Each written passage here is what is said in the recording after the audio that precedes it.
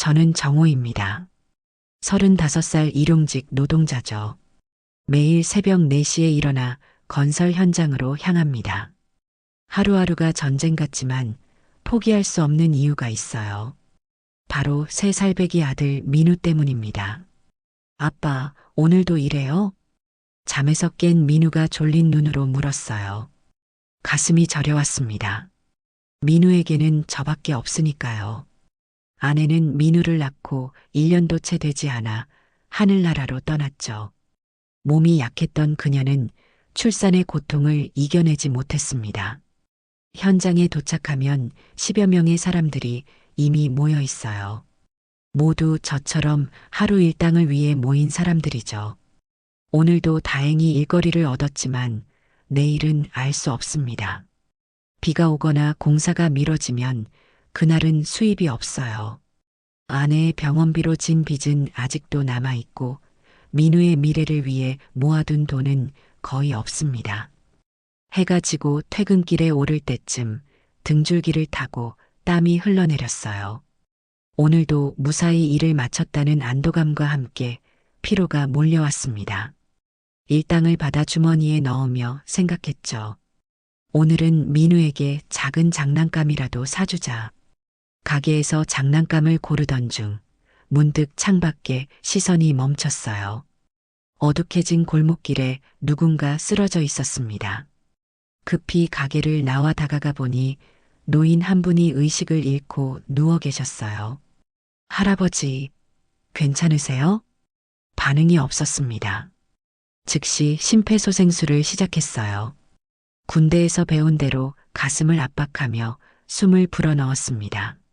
한 손으로는 휴대폰을 꺼내 구급차를 불렀고요. 30분이 지났을까 노인의 눈꺼풀이 미세하게 떨렸어요. 희미한 신음소리가 들렸습니다. 그 순간 구급차 사이렌 소리가 들려왔어요. 그제야 주변을 살펴보니 노인의 가방이 바닥에 떨어져 있었습니다. 병원까지 가져다 드려야겠네. 가방을 들고 택시를 잡아탔어요. 병원으로 가는 길에 문득 가방 안에 신분증이라도 있지 않을까 싶어 열어보았습니다. 그 순간 제 눈을 의심할 수밖에 없었어요. 가방 안에는 두툼한 돈다발과 금괴, 고가의 시계, 그리고 부동산 권리증까지 들어 있었습니다. 도대체 이게 뭐지? 병원 응급실에 들어서자 이미 노인은 중환자실로 옮겨진 뒤였어요. 간호사에게 상황을 설명하고 가방을 맡기려 했지만 의사가 다가왔습니다. 혹시 구조해 주신 분이세요? 노인분께서 의식을 되찾으셨는데 구해준 사람을 만나고 싶어 하십니다. 중환자실로 안내받아 들어가니 노인은 산소 마스크를 쓴 채 누워 계셨어요. 저를 보자 미소를 지으셨습니다. 젊은이 고맙네. 자네가 아니었다면 난 이미 이 세상 사람이 아니었을 거야. 가방을 내밀며 말했어요. 할아버지 가방이에요. 제가 가져왔습니다. 노인은 가방을 보더니 고개를 끄덕였습니다. 자네 이름이 뭔가? 정호입니다. 정씨의 호자요. 노인은 간호사를 불러 무언가를 귓속말로 전했어요. 간호사가 나갔다 들어오더니 저에게 명함을 건넸습니다. 연락처와 주소를 적어주시겠어요? 회장님께서 꼭 필요하다고 하십니다. 회장님? 명함을 보니 SL그룹 회장 서영만이라고 적혀 있었어요. SL그룹이라면 세계적인 투자 기업으로 알고 있었습니다. 다음 날 아침 출근 준비를 하던 중 휴대폰이 울렸어요. 모르는 번호였습니다. 정호 씨, 서영만 회장님의 비서입니다. 회장님께서 지금 뵙고 싶어 하십니다. 차를 보내드릴 테니 준비해 주시겠습니까? 1시간 후 고급 세단이 제 허름한 월세방 앞에 도착했어요. 차가 멈춘 곳은 서울 강남의 초고층 빌딩이었습니다. SL그룹 본사였죠. 80층 회장실로 안내받아 들어가니 서영만 회장이 창가에 서 있었어요. 어제의 창백한 모습은 온데간데 없고 위험 있는 기업가의 모습이었습니다. 저를 보자 환하게 웃으셨어요. 정호군, 와줘서 고맙네. 자네 덕분에 이렇게 살아있네. 저는 어색하게 고개를 숙였습니다. 그저 당연한 일을 했을 뿐입니다. 서 회장은 제게 커피를 권하며 내 이야기를 물었어요. 일용직 노동자로 살아가는 현실, 어린 아들을 혼자 키우는 힘든 상황, 그리고 아내의 병원비로 인한 빚까지 모든 이야기를 솔직하게 털어놓았습니다. 정호군, 자네 빚이 얼마나 되나? 당황스러웠지만 대답했어요. 3,500만 원 정도입니다. 서 회장은 고개를 끄덕이고는 비서를 불렀습니다. 지금 당장 이 계좌로 4천만 원을 송금하게. 너무 놀라 말문이 막혔어요. 회장님, 이러시면 안 됩니다. 받을 수 없습니다. 이건 선물이 아니야. 자네가 내 목숨을 구해준 대가지. 그리고 서 회장은 다른 서류를 내밀었어요. 이 집에서 아이랑 살게. 그리고 이건 너 명의로 해놨다. 서류를 보니 강남의 고급 아파트 소유권이었습니다. 제 이름으로 되어 있었죠. 머리가 어지러웠어요. 정호군, 사실 나에게는 후계자가 없네. 내 전 재산을 관리할 사람이 필요해. 그 말에 저는 등골이 서늘해졌습니다.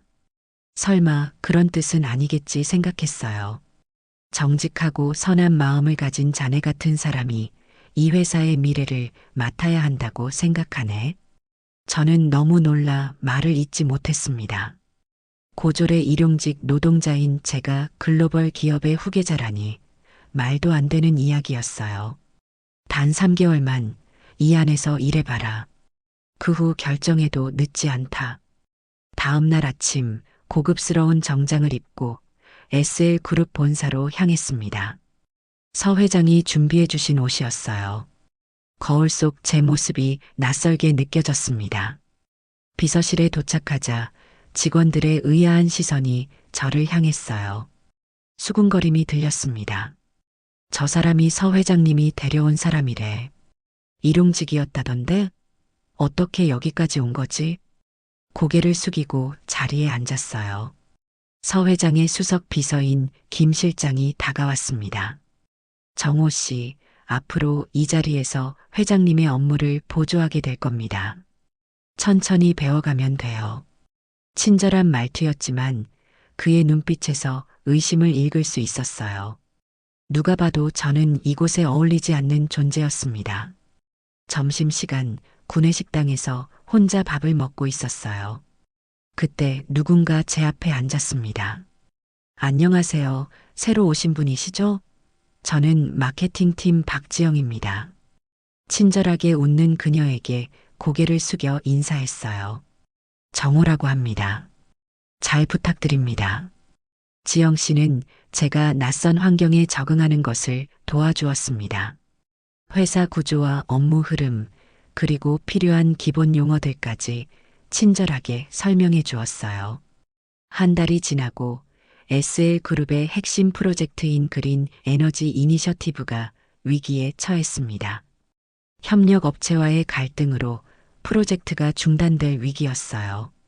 어느 날 야근을 하던 중 협력 업체 직원들이 회사 로비에서 항의하는 모습을 보았습니다.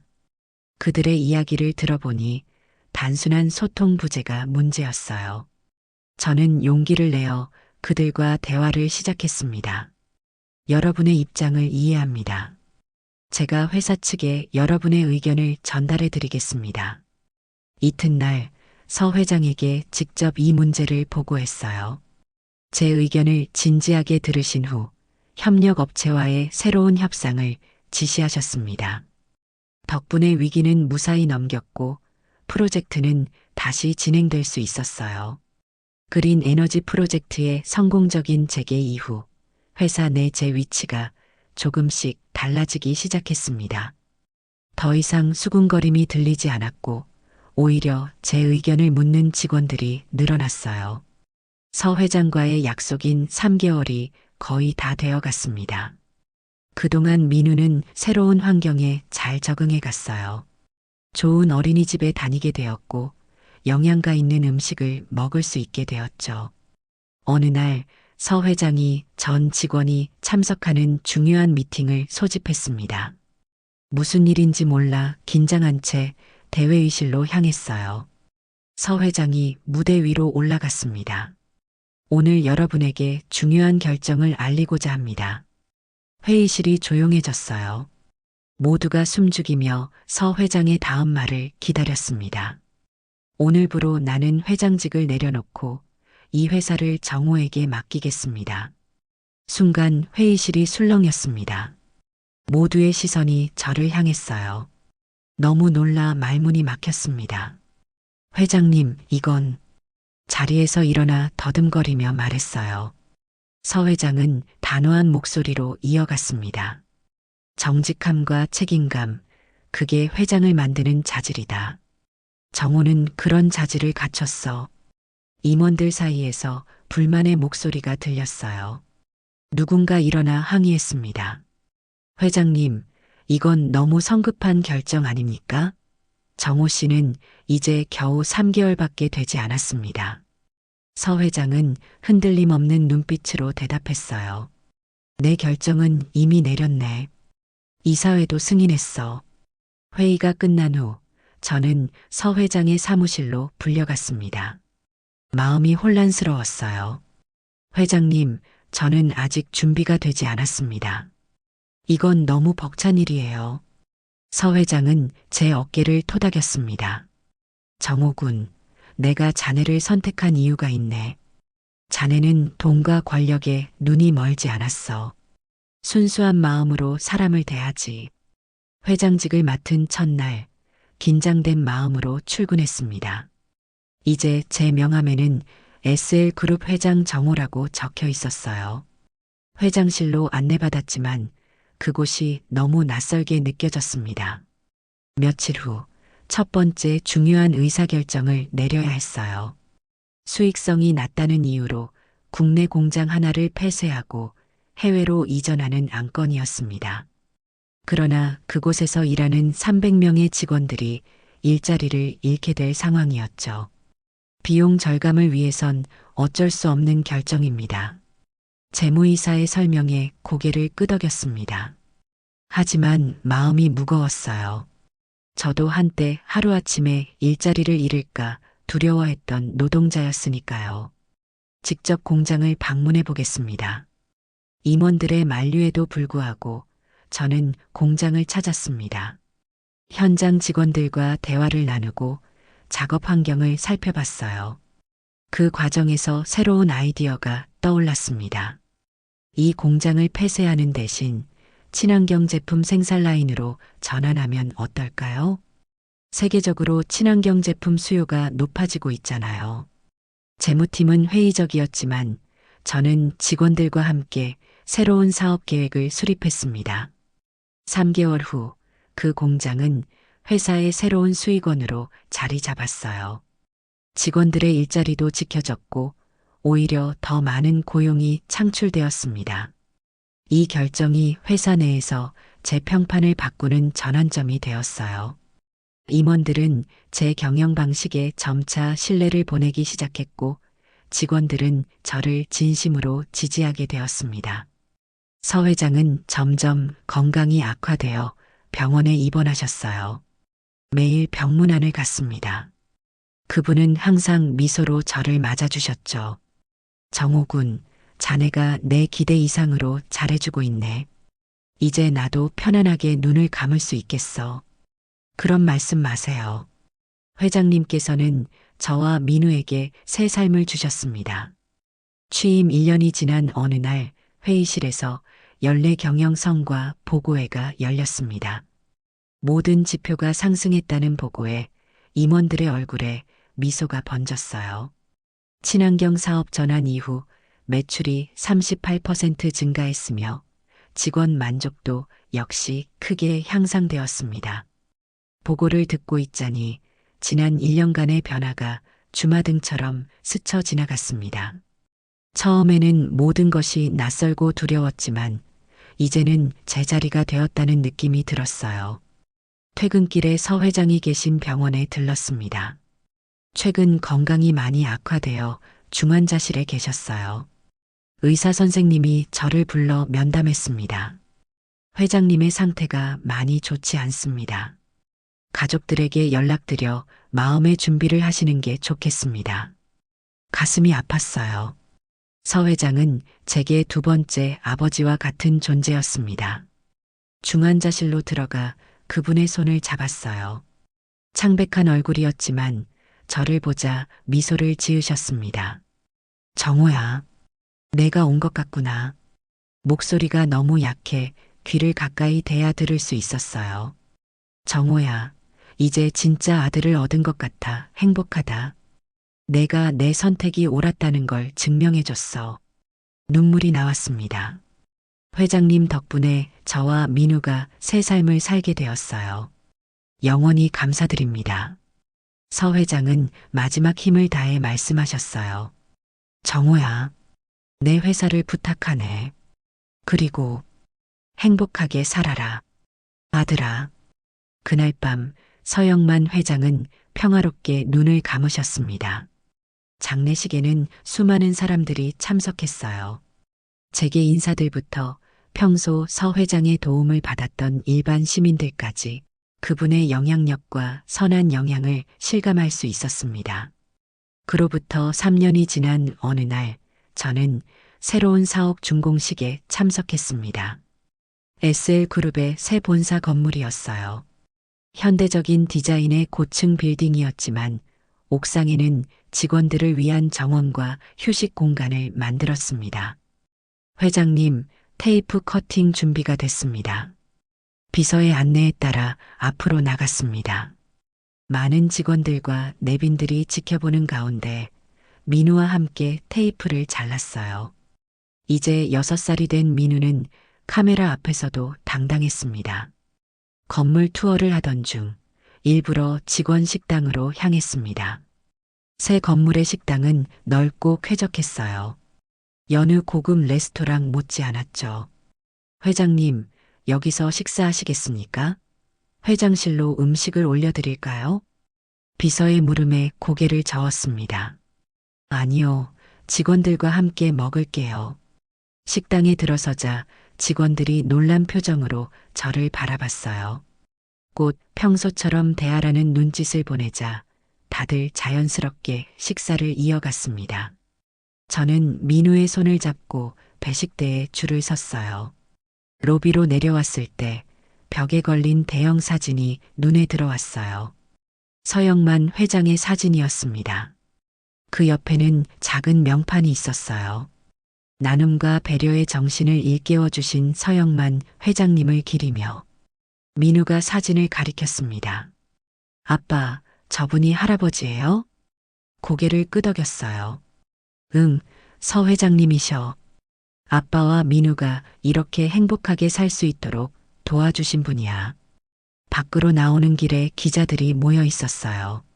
새 사옥 준공에 관한 인터뷰였습니다. 회장님께서는 일용직 노동자에서 글로벌 기업의 수장이 되셨는데 그 과정에서 가장 중요하게 생각한 가치는 무엇인가요? 잠시 생각하다 답했습니다. 진심이라고 생각합니다. 어떤 위치에 있든 진심으로 사람을 대하고 최선을 다하면 그 마음은 반드시 통한다고 믿어요. 집으로 향하는 길, 창밖의 서울 풍경을 바라보았습니다.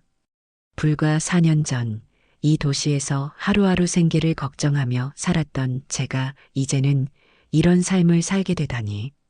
인생은 정말 예측할 수 없는 것 같았어요.